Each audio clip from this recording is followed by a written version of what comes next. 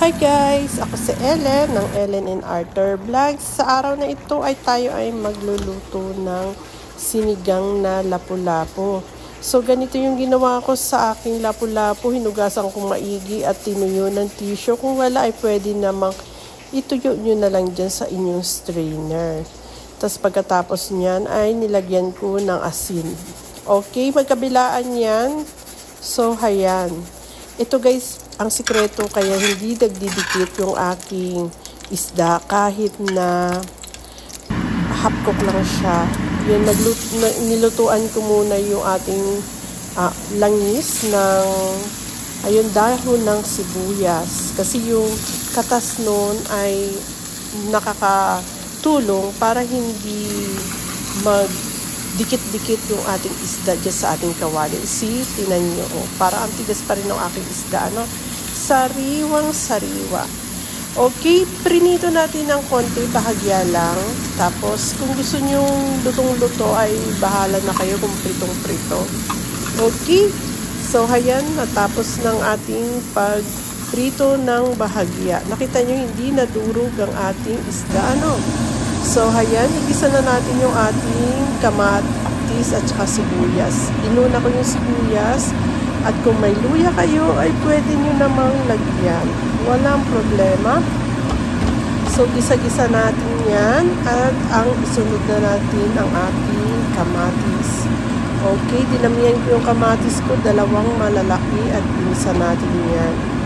Okay, so hayan, kapag ang kamatis ay luto na at nalanta na siya, ay ilagay nyo na inyong yung inyong isda. Kahit anong isda yan ay pwede.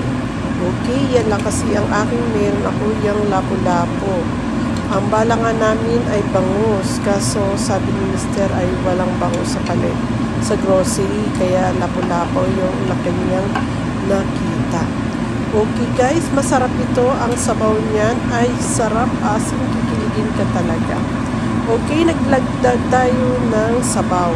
So, yung ating sabaw ay ininit ko yan muna. At kung gusto nyo ng maraming sabaw ay bahala na kayo. May lara tayo para pampatanggal ng ating langsa.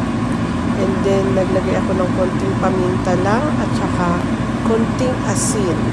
So, konti-konti lang ang ating ilagay at mamaya ay magdagdag na lang tayo. Baling matabang, huwag lang maalat ha. Kasi kapag maalat ay walang remedyo. Pag matabang ay may remedyo pa. Okay, shoutout sa inyong lahat. Tapos takpan at pakuluan ng 20 minutos. Okay, so si Mr. nang nagtuloy niya sa labas. Dahil dumating na siya, sabi ko siya na ang magtuloy at ako'y may gagawin. At sa labas na niya lutuin. Okay, naglagay siya ng okra para may gulay yung aming isda. At saka naglagay din siya ng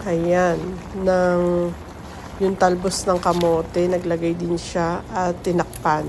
So, pakulo-kulo lang natin yan hanggang sa malanta at hayan na. Ang sarap ng sabaw. Kilig asim talaga sa sampalok. Hayan, may sampalok original. Okay guys, maraming pong salamat sa panonood at sana ay nag-enjoy kayo. Okay, tunawin lang natin yung ating sampalok mix. Ayan. Kung mayroon kayong original na sampalok ay mas maganda, mas masarap. Kasi syempre dito tayo sa Middle East, kaya yung sampalok natin hirap na hirap mamunga. Awan ko ba dun? Okay guys, luto na, kainan na, mama.